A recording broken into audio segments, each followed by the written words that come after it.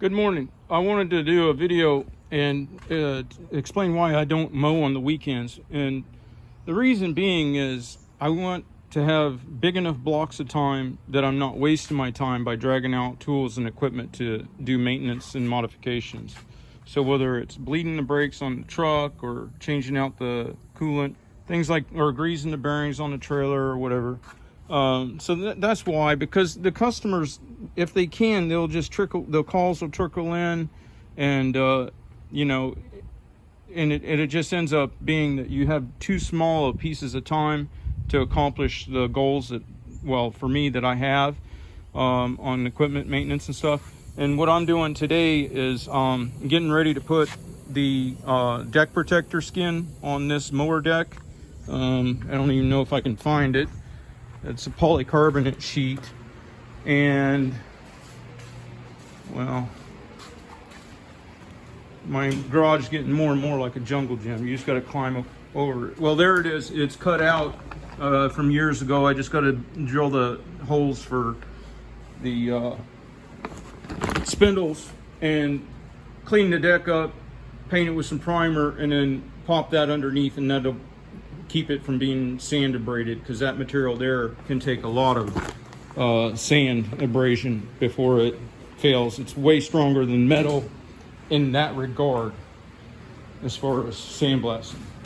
And then what I'm doing at the very moment, I've had some complaints about my video qualities and stuff, but basically I'm just trying to convey an idea. Ideas, not I'm not a vlog, because I don't do a daily to relate my experiences, and I'm not a specific how-to. So the guys that are complaining about, well, we don't see very good things, we see hands and sky. Well, I'm sorry, but this isn't something like today that I'm doing that's specific to anybody. This is just, you know, thinking outside the box, doing what you got to do to make your scenario work for you.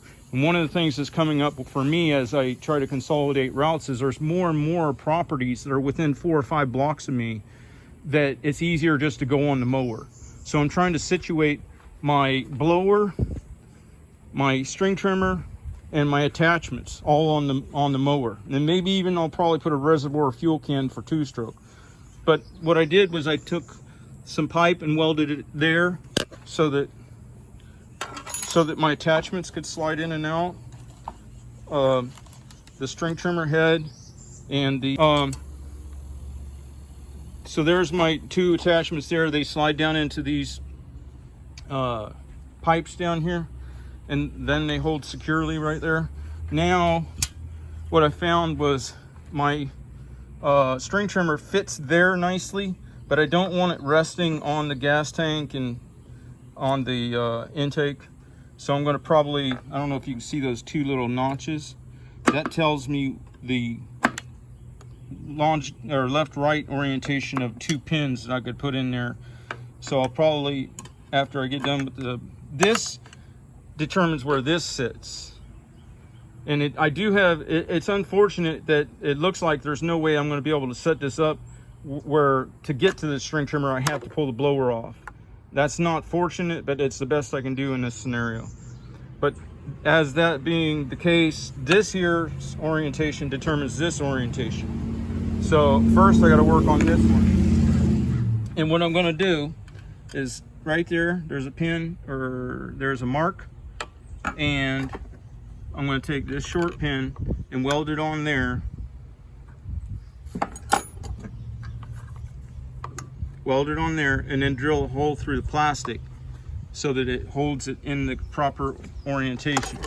And then as a second point to hold this, I've already got it marked in there, and it's scored a line and ground off the clear coat. So you see that one there. Now when you set that blower straight down on that, it should hold that blower in place. Okay.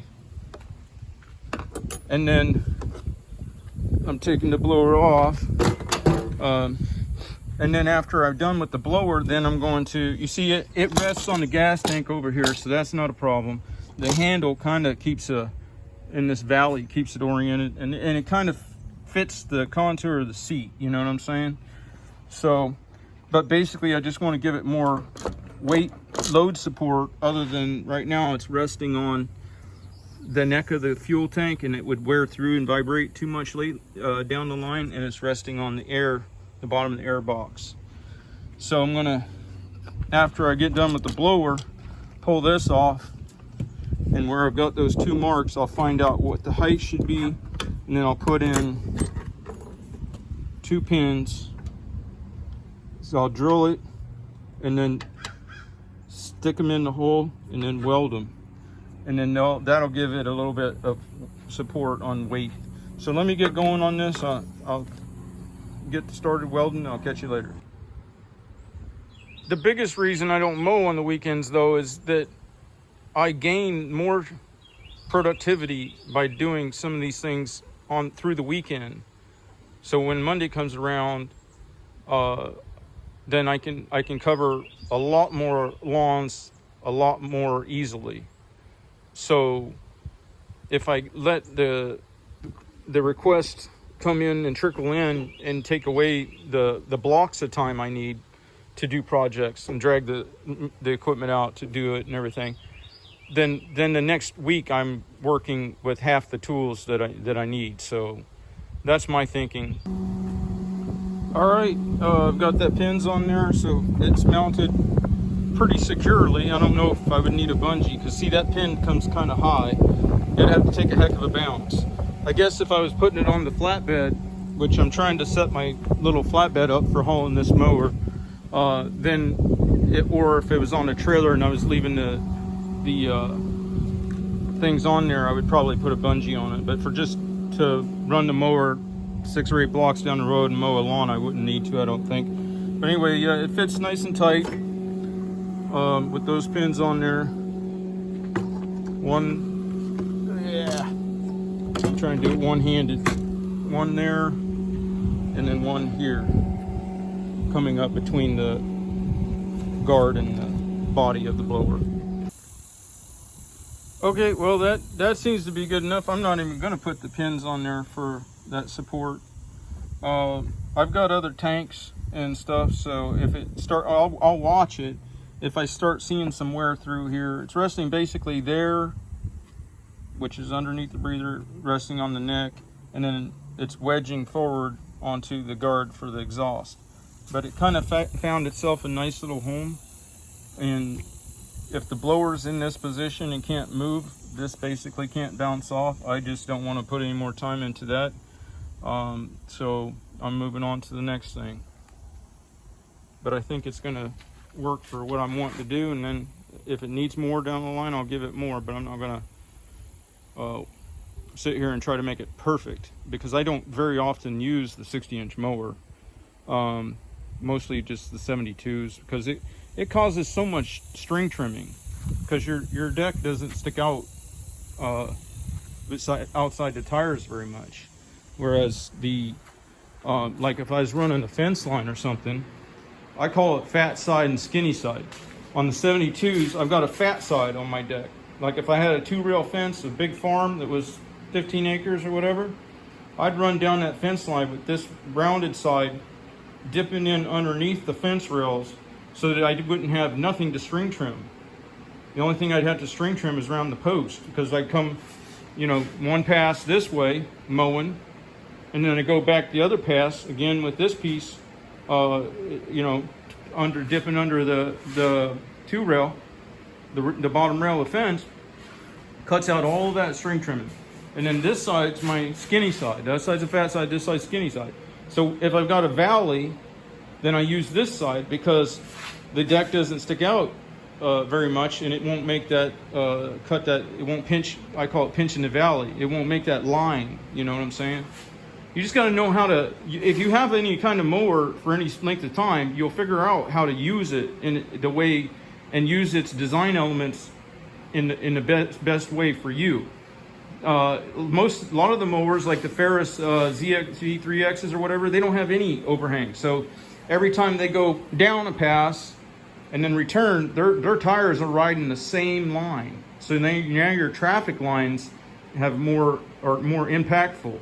Versus if you do it right, you use the fat side of the mower, you're way down, on a pass and you're way up, naturally get full coverage, you can get full coverage without your tire riding the same traffic line. So I'm not a real big fan of Gravely's, but they make a lot of mowers where their decks have overhang. They stick out, but on theirs it's both sides. So now you don't have a side that you can use for when you're in tight places like valleys and stuff. Now why the deck is offset, I don't know. But if you had the factory chute flap on there, it would probably make the distribution equal. But you know, most people take the chute off. That's the only thing I can think of why the engineers did it. But in the end, it ended up being a very beneficial thing for me anyway. All right, I'll catch you later.